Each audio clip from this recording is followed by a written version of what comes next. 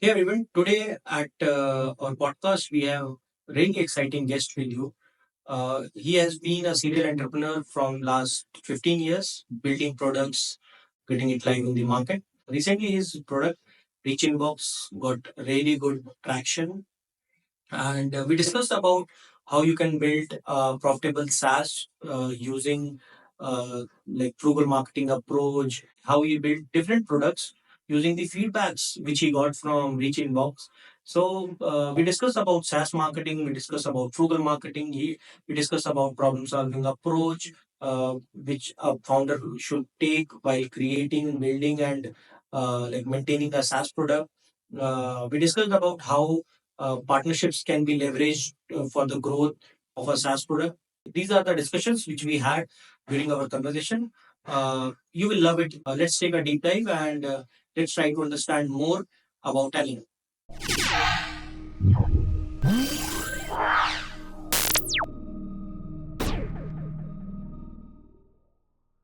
Yeah, hi guys. So today we have with us an expert for SaaS products. He has built multiple SaaS products and has scaled them to a great extent. So let's know him and let's know the insights of SaaS marketing, how profitability is important in SaaS business. So let's meet our guest, Alan. Thank you, Ankush, for having me over. Great pleasure to be with you, and love to share anything that could help the community.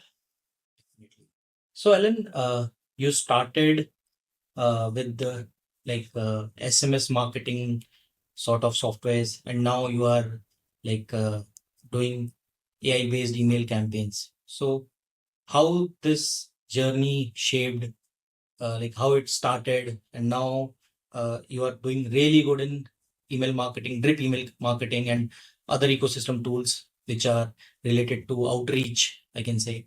So, how you started with that company, the first idea, and now this position which you hold right now. Yeah, I mean, the first product was not into email SMS marketing, it was more into SMS search, right? So it was called text browser, and back in the days, there was no internet in India. I mean, smartphone availability was not there. I'm talking of 2010, 11, right? And we wanted to try and see how can we get search on smartphone on regular phones. So we had, I think, the earliest implementation of something like a chat GPT, but on SMS. What? Yeah, so you could search for anything. You could say which are the best dosa places in Bangalore, or how do I even make a dosa, or anything, or lyrics of Pehla Nasha. It would work in any language. It would work with a mix of English and Hindi as well, because English is what's mostly used in India and all of that. So that was our earliest. That was my earliest foray into the beginning of AI, I would say. And from there, everything that we kind of built, we try to use some parts of AI as much as possible to reduce human effort and let machines do what they're best at. Right. So that's where it was. Got from there, moved into the app discovery space, building apps with Free Pesa. From there into the real money gaming space, and then in the creator economy, and from there into cold outreach. Right. So that's where it was. So, which space you enjoyed most? I think the current space, of course, this is the most interesting always. I mean, outbound as such is something that helps any business, right?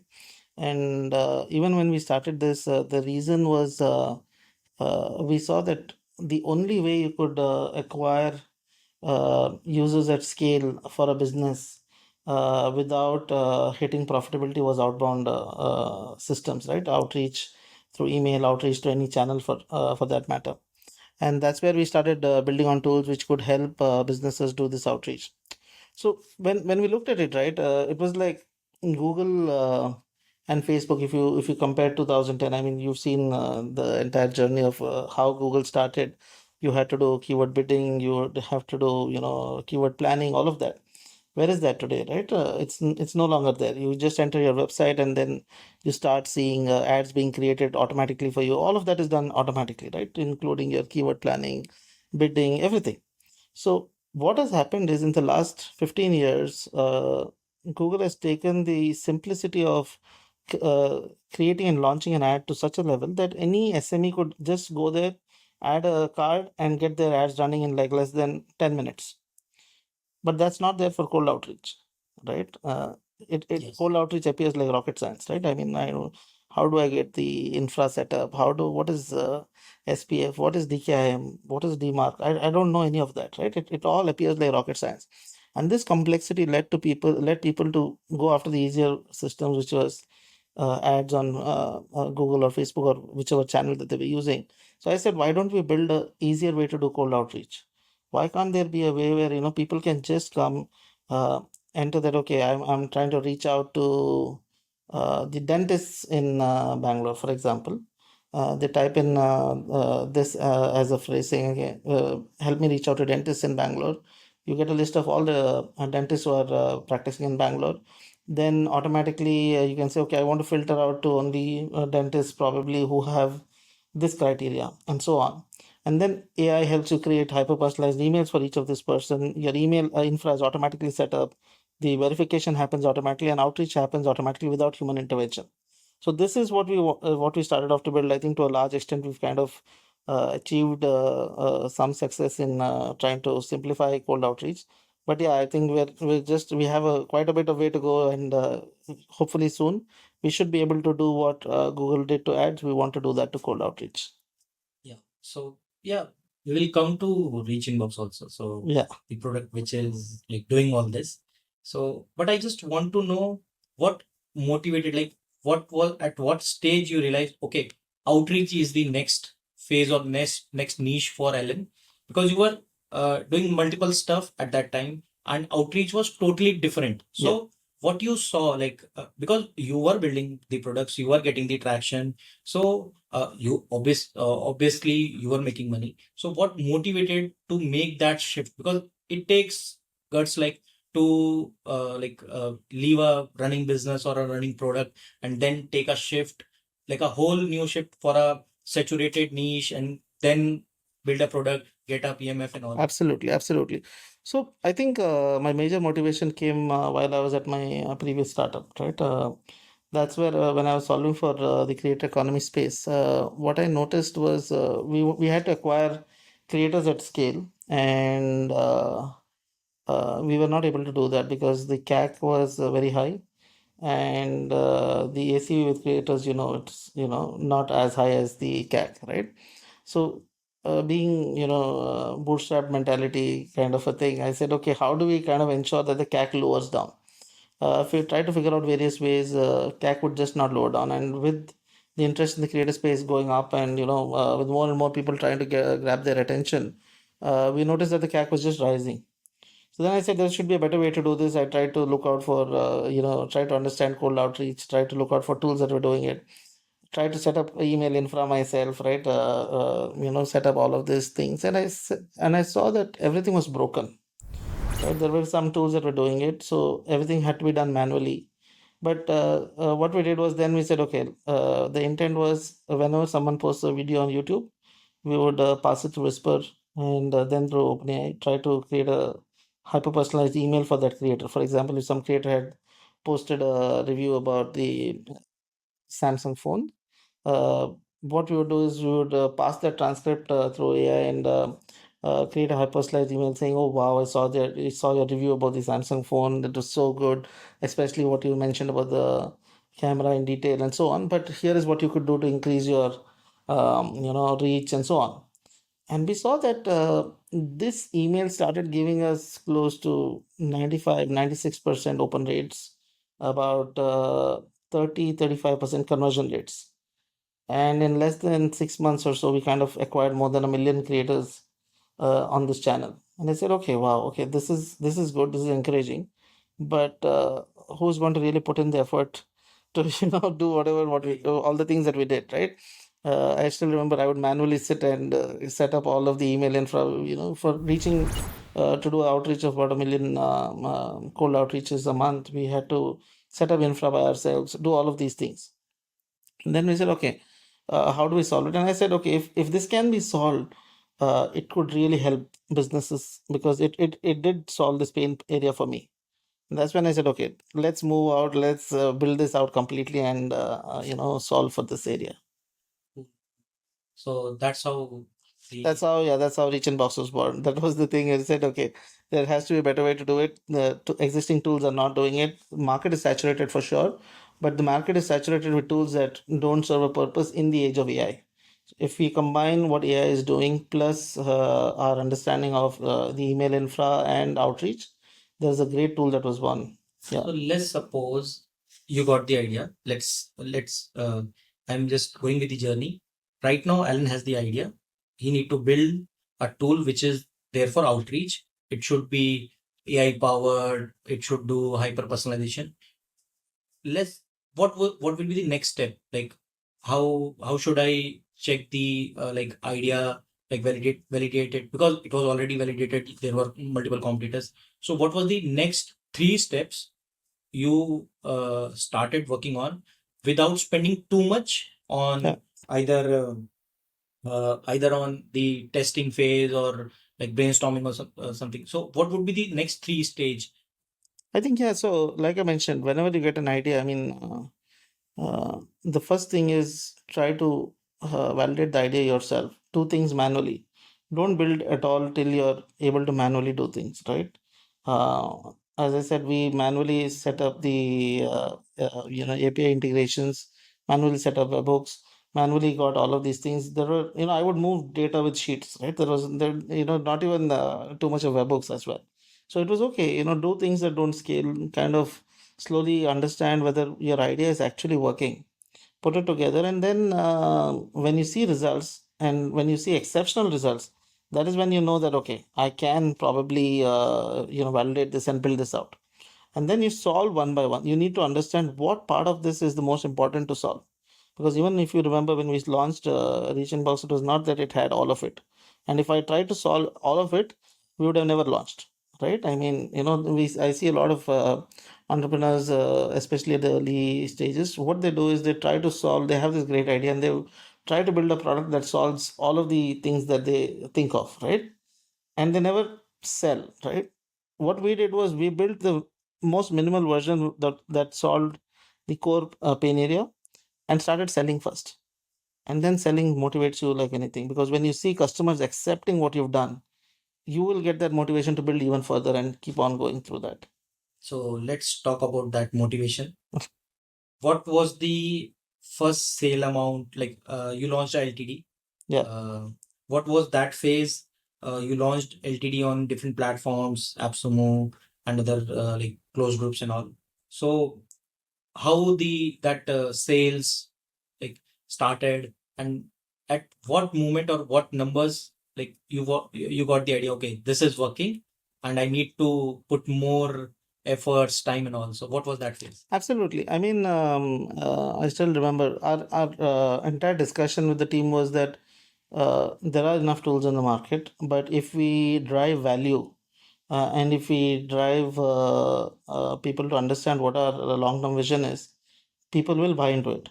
When you're starting, you need people who will come in and support you for the long-term vision, and that's where we kind of said, okay, let's do these LTDs. Let's privately do an LTD first for the earliest people, and that's where I remember even you were one of the early supporters that we had. And with these, some of these communities, some of the community group owners, all of these guys kind of came ahead and said, okay, Alan, we'll push this for you, build out a great product, right? And the deal had gone live and there were 20 hours gone and nothing had moved at all. And we were like, shit, nobody's really wanting what we built. And then the first sale came. We had three plans, which was the starter plan, growth plan, and the pro plan. Pro plan was at, I think, $999 or something like that when we started.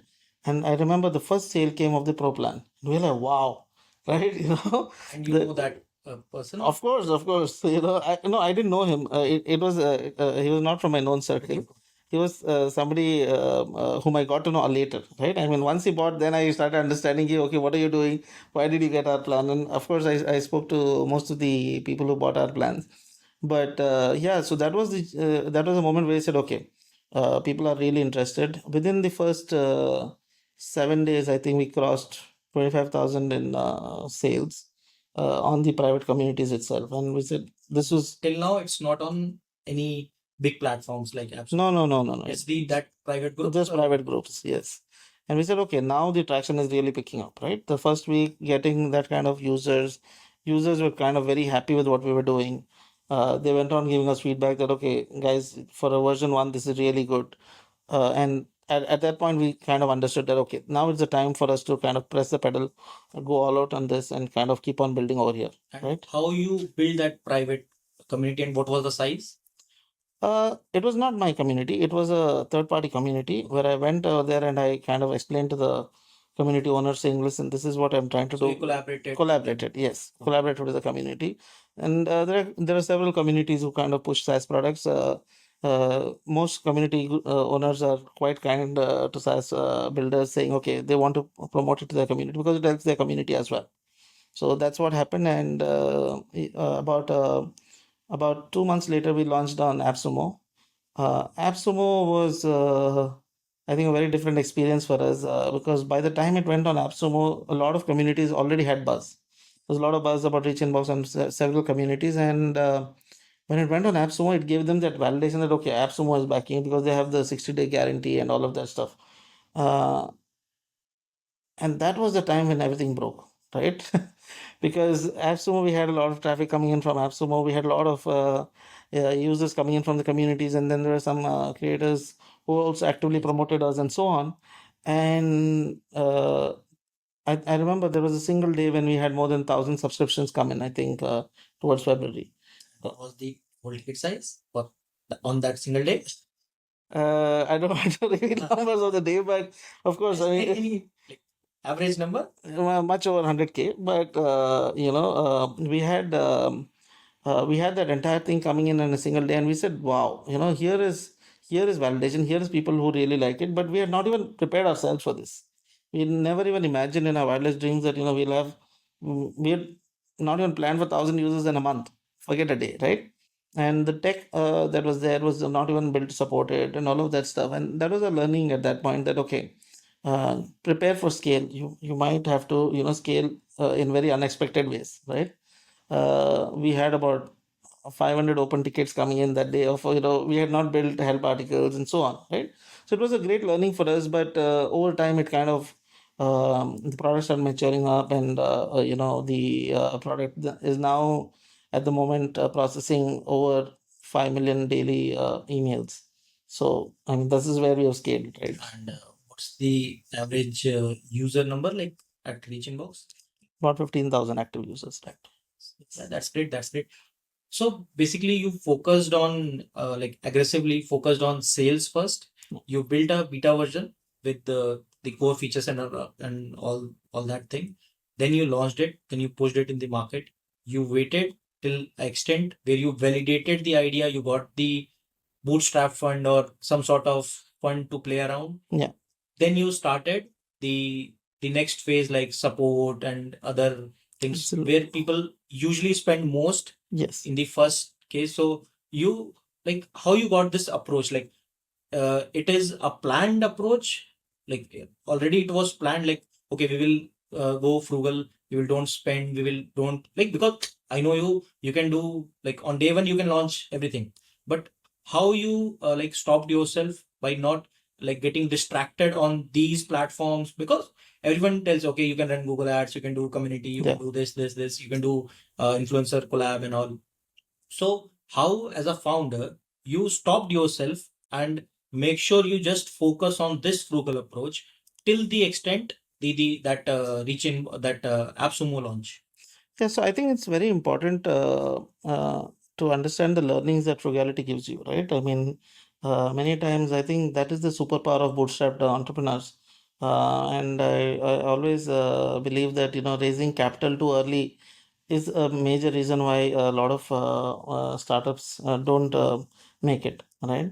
And of course, it was for us, it was completely planned. Like you rightly said, we wanted to do things in our own under our own supervision. We wanted to do things ourselves rather, and like I used to handle support myself, right? I mean, I would handle support, product, all of these things I would handle myself, because unless you understand what users want on the support channels, you're never going to build the right product.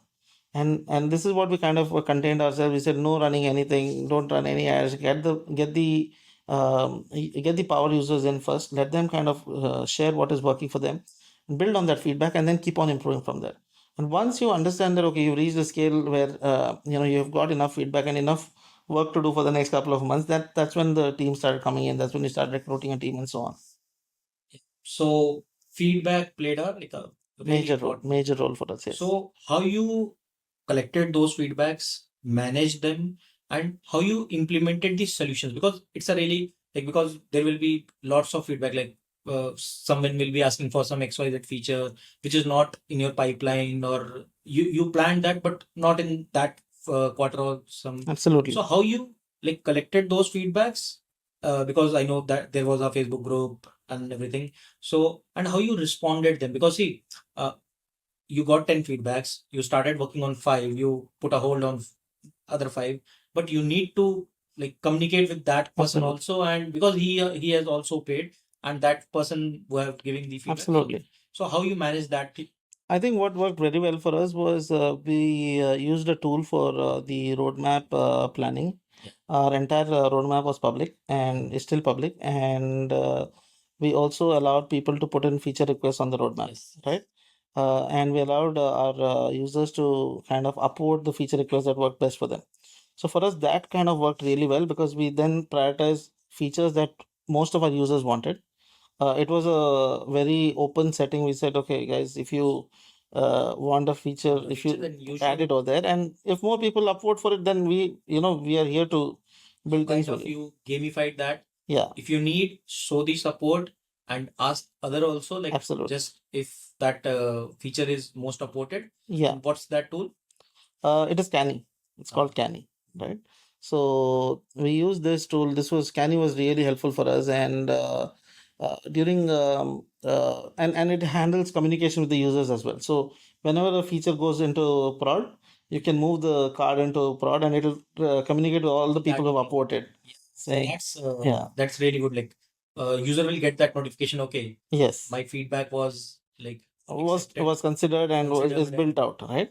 So people and this happens even till date, whenever we launch a feature, yeah, people get notified, and then they come in, and then okay, they test it out, they buy plans and so on, right? I mean, this is very helpful for any SaaS product, I would say. Got it. So we got the starting phase, we got the feedbacks, we came up with the more advanced version and all, and funds are flowing. That is sorted. The hard part is sorted, and now the next phase, on which you started identifying the other problems which is there in the outbound ecosystem.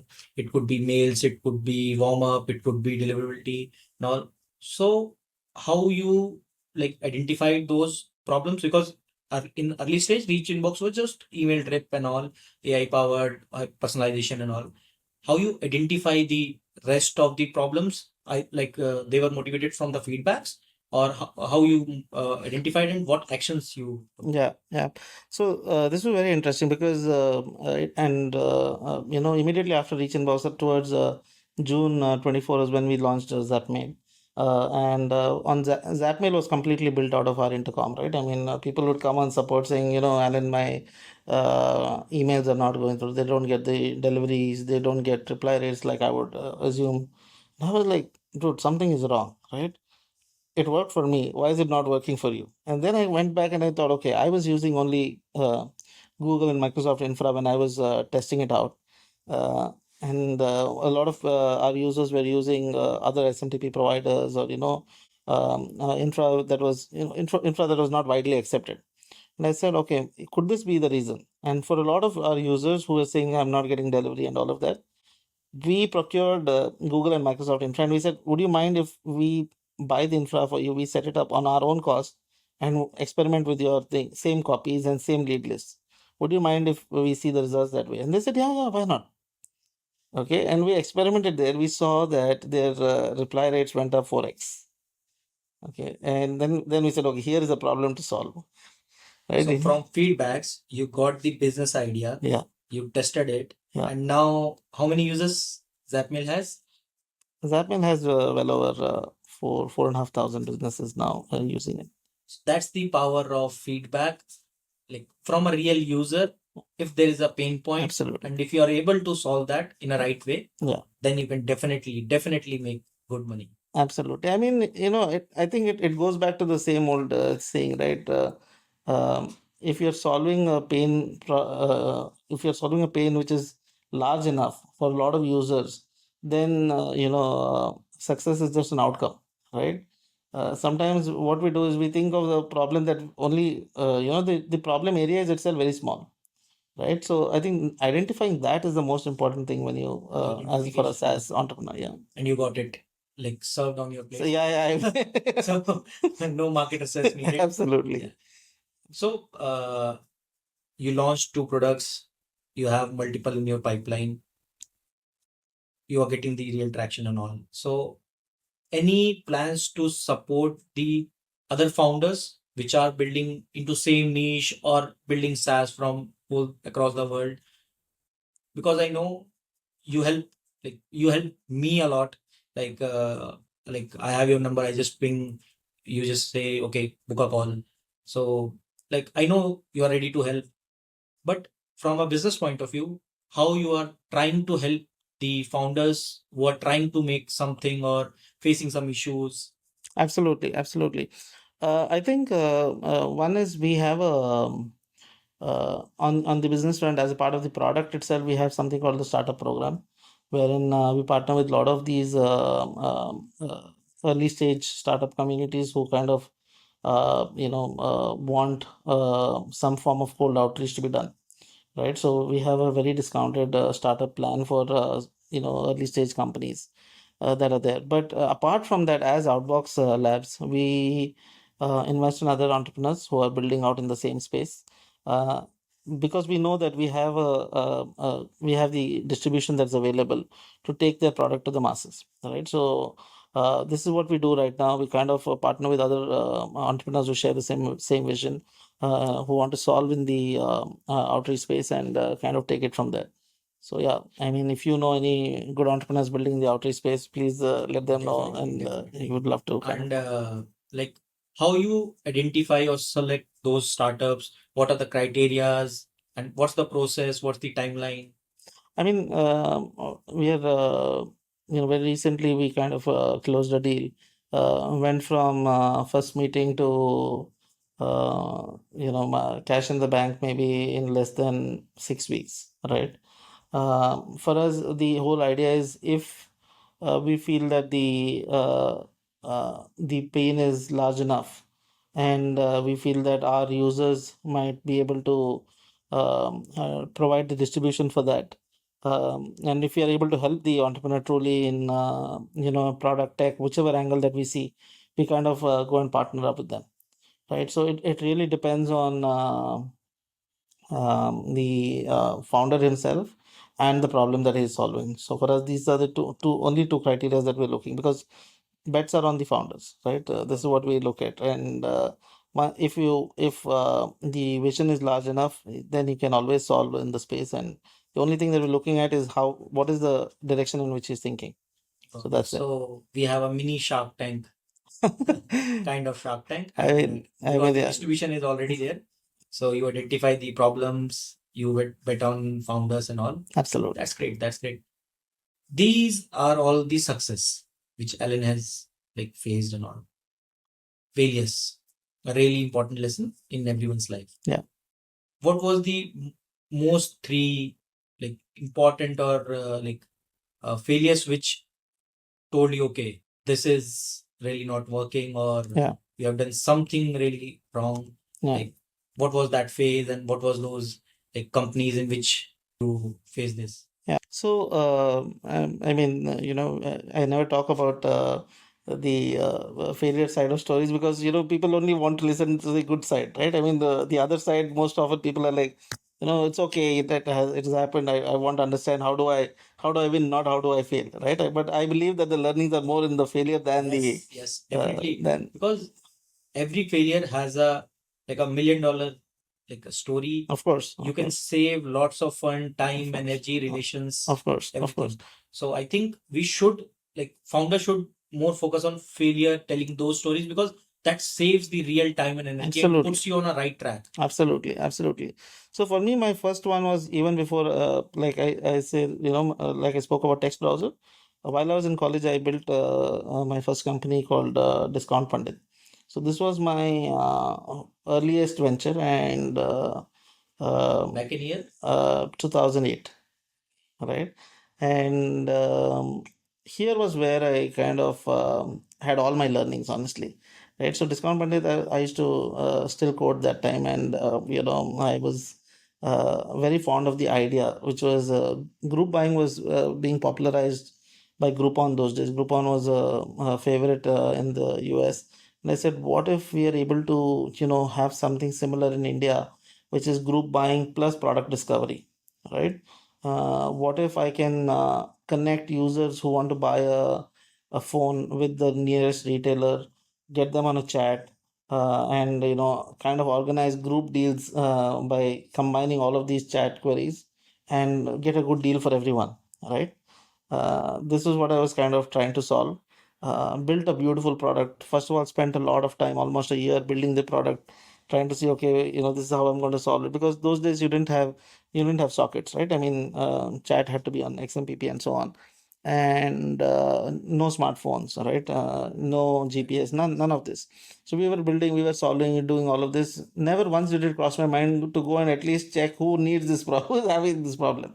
Is anyone going to pay for this problem, right? Because I was always building, and I wanted the best of the design, best of the product quality, best of code, everything, and I still remember, we would keep on rewriting code because we thought, okay, this code doesn't look like it can scale.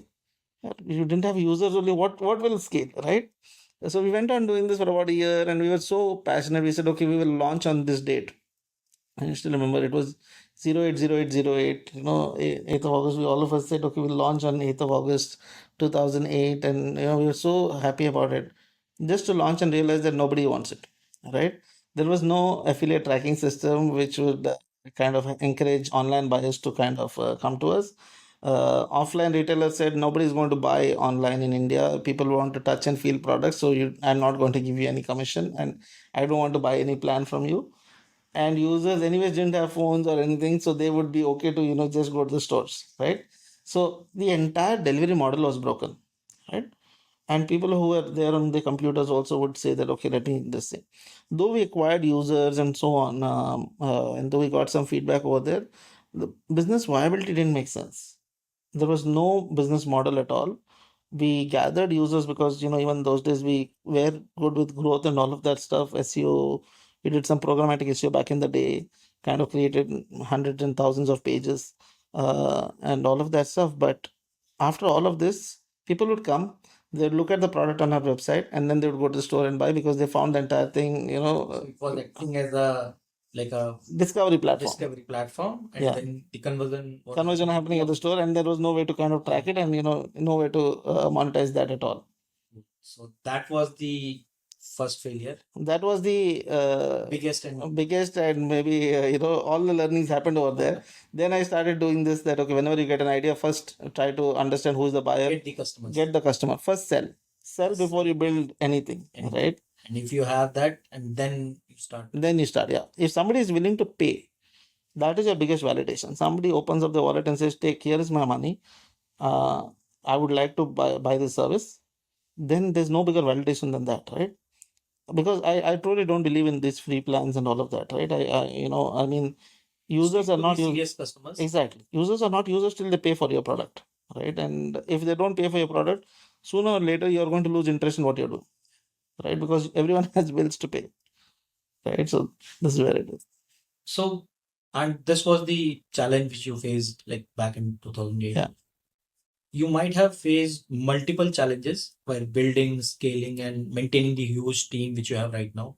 What are the like current issues, failures which you get on like monthly or quarterly basis, and how you tackle them? Because you are running a huge business, you might be getting like too much pressure from different teams. You need to build new features and all. So how are you like managing this?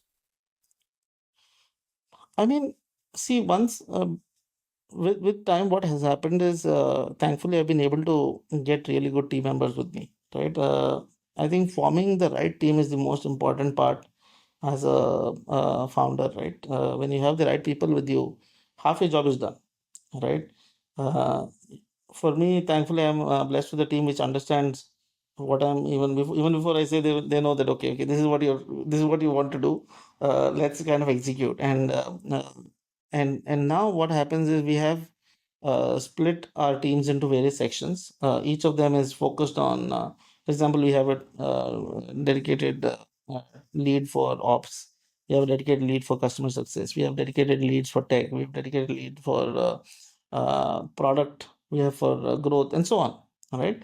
And then each of this becomes, when somebody is taking ownership of a vertical, especially if they worked with you for several years, that becomes a huge advantage for you, right? And then you kind of try to solve these things slowly. Of course, problems at scale are very different. All of these sections, problems at scale are very different, right? But having a team that can help you out really eases out the entire thing. So this is the founder of Reachinbox, professional, and but there is a personal side of everyone. Sure. So how's that? Like how was the life back in India? How you started everything? What motivated you to first like there is a whole bunch of audience who wants to do a job and get settled. They don't want to put like pain Of and course. they don't want anything. They just want to do a job. Yeah. So what was that personal Alan at that in 2008? Because investing that much time in that time was also like Yeah. Yeah. I understand. Yeah. I mean, 2008 startups were just starting up in India, right? so Uh, Flipkart and was yes. Flipkart was selling books that time. I mean, they had okay. just started off. That's why, when we started discount, but I remember Flipkart. So Flipkart just had one or two categories. There was Home Shop 18. I don't know whether they're, Yes. India Plaza, all of these guys, right? So they were all, they were just, business was just getting started in India at that time, right? The entire startup ecosystem itself. And for me, I come from Bangalore, right? A small town in Bangalore. And when I came to Bangalore to do my engineering, I saw a whole new world of opportunities. I said, okay, there are two You ways. came to Bangalore. Bangalore, Okay. yes. For engineering. I came to Bangalore Which to do college? PESIT. Yes. Yeah. And what's the stream like? What was the Computer science. okay, Computer, yeah, BTech, engineering and computer science. And I saw a whole new world of opportunities here. I saw that, okay, uh, I didn't even know that actually there could, entrepreneurship was a word that I learned here in Bangalore. And when I said, okay, wow, people can even dream to build their own companies, right? Things that could only happen in the valley, people are doing here in Bangalore, right? And that's where I started seeing this exposure. I came to Bangalore with a dream of taking up a job in Google or Microsoft. That was, I mean, like, any of us who were started a off. dream life? Yes. And because even when we came to our orientation on day one of college, they said, yeah, Google hires from here, Microsoft hires from here. And I'm like, wow, let's work hard, let's study, and, let's get into these companies. But then I said, okay, there is also a possibility to kind of build companies in this direction. Then I said, okay, what truly is entrepreneurship, right? It is your freedom. Right? What are you working for? What are you working towards? It's your freedom. Definition of freedom is very different. Definition of freedom for everyone is different. For me, it was doing things that I truly love, right? Where I don't have to think about work-life balance, where you know that your life integrates into what you're doing, right? And then that's where I started following my passion. I said, okay, let's try to figure out how we can build things. Let's try to figure out how can you work on things that you love doing the most. That's where we thought of building our discount mandate. Of course, things didn't go the way we planned. Things really went messy from there. But as I said earlier, one thing that really worked for me even that time was so when I started off right from college, a lot of my college batchmates joined me in my team.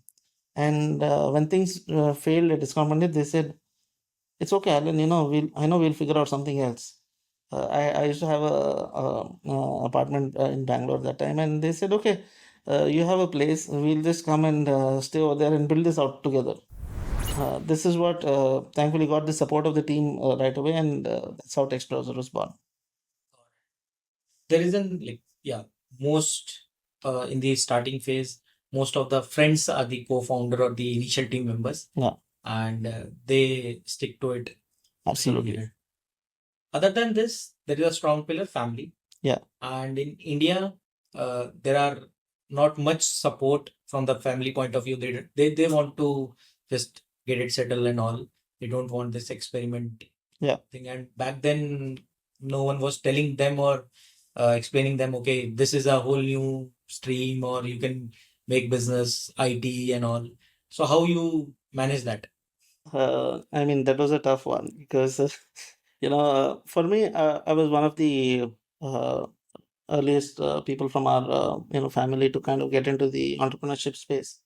And, my parents have, of course, they've been in the, job market and, doing regular jobs and so on.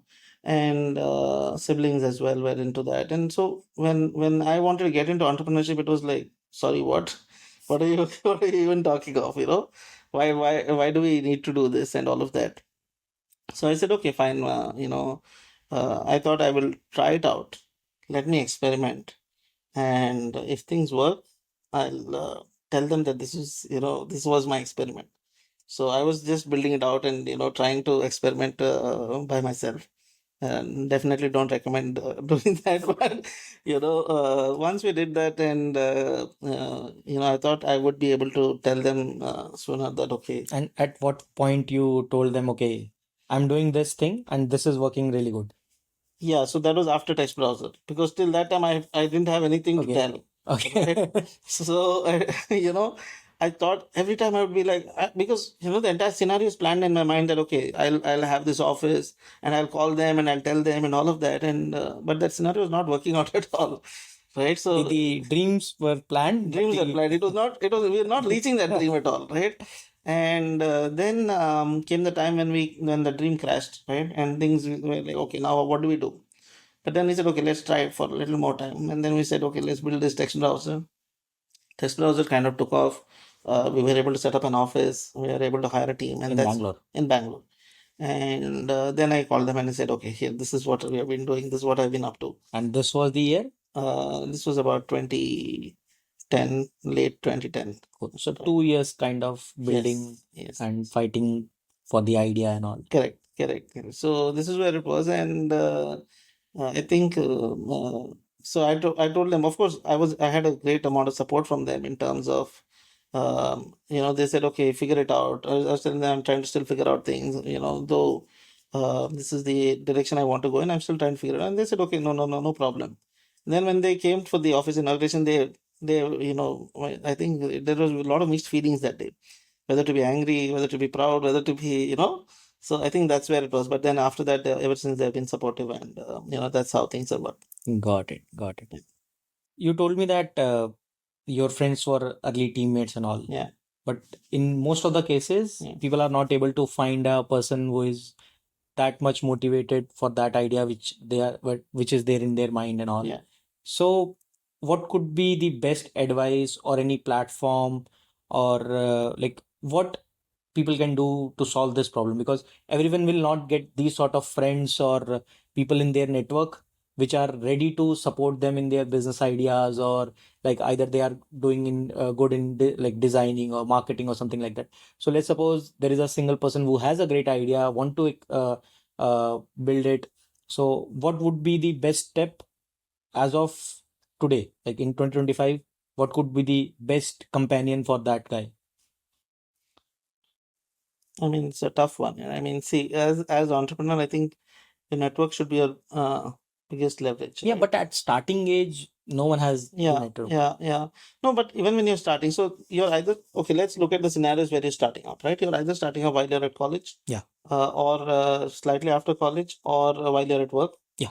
Right. So you are most of the times, most startups that I've seen at least, either they have co-founders from their workplace, Yeah. or from their college. Right. So you have some So you have somebody. If your vision is strong enough, you will find that. you will have to. Yeah, you will find that because you will have to put yourself out there. You will have to. If you are not able to communicate, if you are not able to sell your vision, Yeah, then then you're then you yeah, have if to work your further on it. surrounding is not being able to trust you and all, Absolutely. then you are not able to pitch them or like put them like show them the whole vision and all. Correct. Because everything is a sell. It's a sale process, right? Everything you're selling, you're constantly selling. This is what I believe, right? Entrepreneurs need to be constantly selling. And if you're not able to sell your vision, first part is for your co-founder, you have to be able to articulate your vision, and prove that you are the best person to actually run this. Why are you the best guy to do it, right? Why should I partner with you instead of someone else, right? If you're able to prove that, then comes to selling to the team members. Why should this team join you, right? Why can you guys solve it the best? What is it that you have? Do you have the capability to build crazy code? Do you have the capability to raise capital and fund that vision? What is it, right? So that selling never stops. And I think grooming your selling skills is Yeah, this the is how you key. build the team, Absolutely. you find the co-founder, you find the customers. Yeah, and ability to drive a common vision, right? Aligning the entire team Yes, that you hired towards a common vision, saying, okay, this is our goal. All of us have to push whatever it takes to reach that goal. I think that is the other part of an entrepreneur which is heavily underrated. cool, cool. You told me about network. So we all know network is the next net worth, you can say. Yeah. Like if you know great people and all good people who can solve problems, how you build your network, how you choose those people, and how you maintain that relationship. Yeah, I mean, I think networks which are not purely transactional driven are the best Yeah. networks, right? Never try to choose anything, never try to create a network for an outcome. This is what I've tried, this is what I've done throughout my life, right? You find like-minded people. For me, the value system is the most important thing. People who have similar values, people who have similar ambition, right? Is where I would like to be as well, because like they say, no, if you're the smartest person in the room, then you're in the wrong room, right? Yes. So surround yourself with people who are better than you always, and that's when you uplift yourself. That's when you kind of push yourself out there to keep on creating a better version of yourself. So and the other thing is, give more than what you're looking to receive, right? Networking is not about what can I receive from this guy. It's about what can I give, Give it. what skills can I build that I can give more. And then maybe receiving or not receiving, you should always give unconditionally, Yes. right? So I think that's what kind of puts you in the right places. And then When um, people start helping you, you get the sort of of help course, which you. then the universe conspires to help you. No, Yeah, the universe absolutely. tries to say, okay, let me do good for this guy because he's Yes. been helping everyone. Cool. Back from Bangalore, you shifted to Dubai. Why? And why only Dubai? You can choose like you can go across the world, you can go to Bali and all because this whole remote business you have. Why Dubai? And like what's the best thing, the ecosystem or what exactly is in Dubai? Sure. So, I mean, for us, of course, Bangalore has been a great place, and I still, for me, Bangalore is home even today. I mean, because of my career started there, and it still continues over there. Bangalore is always the place that will continue to be home for us. But post, I think we made the decision during COVID, right after slightly after COVID, um, after I got married, and we said, okay, wanted to kind of see where we can have a more centralized location for us. My family was here already then. My Good. sister Yeah. was here, so we said, okay, how can we relocate to a place where it's more convenient for our entire family to kind of be together, and which is also within 3-4 hours from India, right?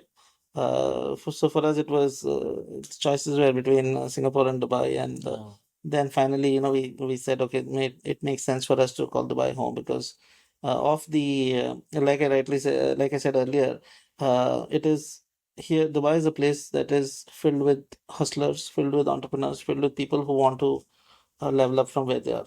All right. Everybody comes here with dreams. Everybody comes here with the ambition to kind of become the best version of themselves. And I said, what stops us from getting there? Let us go there. Let us surround ourselves with a similar kind of people. Let us kind of see what others are doing, and let us kind of keep on growing from there. So that's where it So, was. what are the business communities or startup communities in Dubai?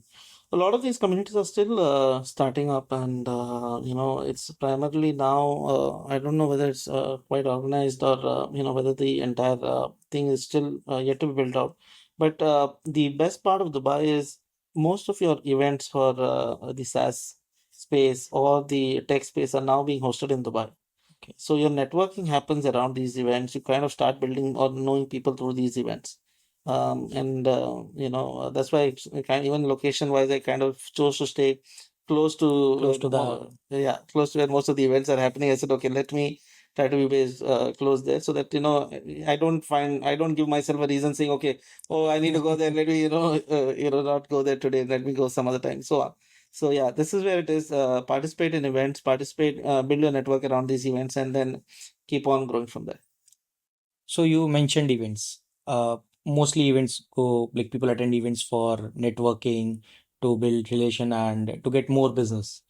So at this level, where you are getting like constant user flow from different digital verticals and all, you still invest your time to maintain new sales channels, grow them. So how you manage your sales at this level? Like in the early stage, I know you were doing the firefighting, you were doing everything. Now at this level, you're where you are able to make a good MRR, good ARR. How you are managing the sales, what are the sales channels, and what's the split, like how there might be n numbers of revenue channels, how you test them, because testing is also important. Yeah. I think for me, events are primarily a channel for partnerships, Okay. large scale partnerships, where we see other people who are coming in there, other kind of businesses that they're building, and how we could partner with these other enterprises to take our solutions out there. So that is primarily what we look for in events. Of course, SMEs and mid market is usually happening from digital channels and online channels, where they come to your website and kind of figure it out. But enterprises usually want to meet this person. They want to kind of see Meet who the is this founder, guy. yeah. Let me talk to him. Let me understand what is their offering, because they want to have that flexibility to pick up the phone and always reach out in case they have any issue. So Any this is what primarily events has done for us. And in terms of testing out, you kind of I always from day one thing that we've done is we've do on initially we were doing just on Excel sheets, but measure everything that you're doing, measure every channel, measure every cost, measure everything that you're doing, right? If you're saying that, okay, this event I was expected to do this kind of outcome, measure that on an Excel sheet at least, right? Have that CRM with you. And for us, data driven decisions was the most important thing. And then at one point, data was very clear for us. So then we said, okay, let's keep on growing our channels and take from them. so what are the current channels where Reachinbox is focusing? Our channels are currently only two.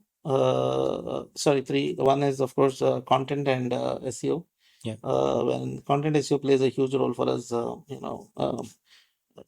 it's a very patient game, but once it starts driving results, nothing to stop it. The second channel for us is, of course, using Reachinbox. You have that much fun. So we use the Reachinbox to kind of get more users, and the third one is the events wherein The we kind of partnerships, yeah. meet with other people and take it from there.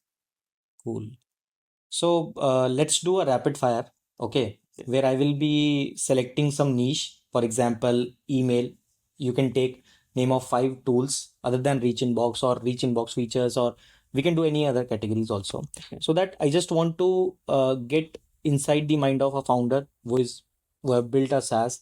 What sort of other SaaS tools he use in his daily life or in his team, or for what SaaS he pays, so that everyone else can learn from, okay, this is a in this category if we are using the like CRM and all. Sure, Got it? sure, Okay. sure. So first category would be best CRM. CRM, HubSpot, Atio, Folk, Next. I think these four come to my mind right now. Cool. Should we do 5 or should we do 3? I think this Yeah, 5. whatever. Yeah, three, any. Yeah. So other than CRM, for managing the documents, what sort of tools you use? Like, because you will be signing multiple agreements and all at this level. PandaDoc, DocuSign, and Dropbox. Cool. For outreach, for email outreach, you use Reachinbox. Other than this, platforms on like Twitter, like X, or other than WhatsApp, Telegram, or other channels, what sort of tools? LinkedIn. Yeah. LinkedIn, yeah, so of course, I think HeyReach is there.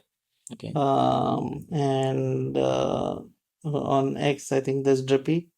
On not really explored many of the other channels, but yeah, I mean, for these two, this is what. And for SEO, SEO, we don't use much of tools other than SEMrush and Ahrefs. So these two tools only for SEO. and here you can give me 5 names. AI, like how that you control the whole narrative, you tools, like AI is everywhere in Reach Yeah, Inbox also. yeah, But yeah. what tools for AI, like ChatGPT, like everyone, these common names are there, but some unique tools. Yeah, I mean, Granola is a great tool. Granola is for meeting notes Okay. and summarizing your meetings. Granola does a great job. Um, Trying to understand what are the other For things. AI search, to do deep research and all. Deep research, of course, Perplexity. Nothing beats that, I feel. In what we have seen, Perplexity is something that we use as For well. creating personalized content on scale or personalized content, like, let's suppose you need to draft a mail and all. Yeah. Personalized videos, of course, SenseSpark is there, which does a great job. Hagen is there, which does a great job. And um, image creation, maybe is that a niche that Canva, Yeah. which does a lot recently. Canva has done a lot of AI things now. And yeah, I mean, any other verticals that you can think of? Automations. See, right now with AI, these automations are going crazy. So, what's your take on this? Of course, I mean, automations is we use of course N8N is there a lot, which is used quite a lot. I see make.com's AI feature that I love a lot because Yes. I can just type and talk to it.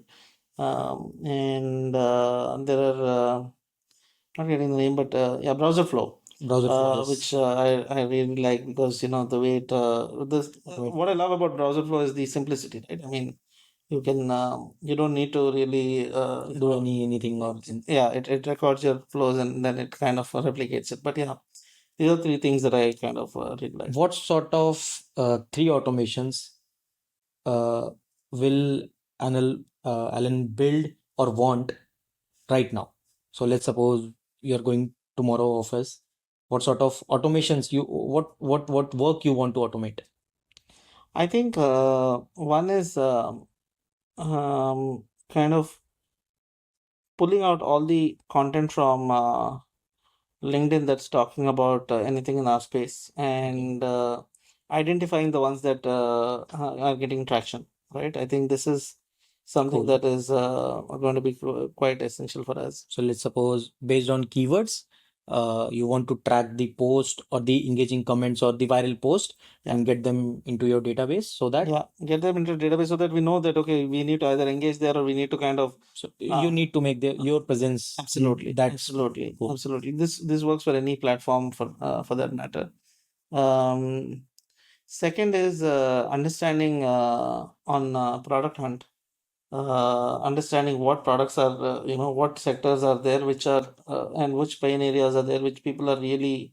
So you understand the comments and Comments. from the comments Amazing. understand what people are really love, and then that kind of can give you understanding that okay, these segments or these areas are what people really have pain in, have right? pain, and you can build, you can get something Kind out of of it. inspiration. So it can be done from AppSumo also, because Correct. Correct. It can be done from AppSumo, but the thing is, not all products go on AppSumo. a product hunt will have Product wider will have, audience. yes, wider audience. Right? Okay, and the third one? Third one. These are all very difficult questions. Yeah, it's But easy for you. the third one is give me some ideas. Like like whatever the daily task you have, like managing CRMs or leads flow or follow-ups or calls or yeah. I think something that I saw recently, but an area that can be done better is in scheduling. Scheduling based on your calendar and other people who are there.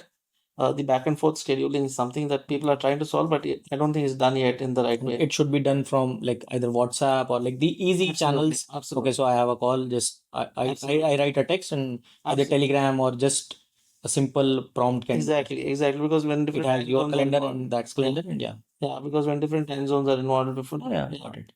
So these are the three automations. yeah. Wow. See, the last one almost you only kind of built it out, but yeah.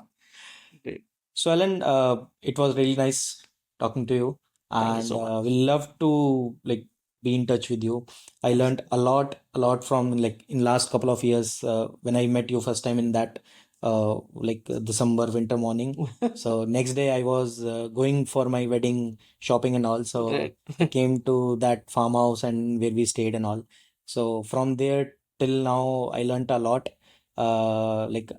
Whenever I get stuck or whenever I'm in that loop there, okay, I'm thinking a lot.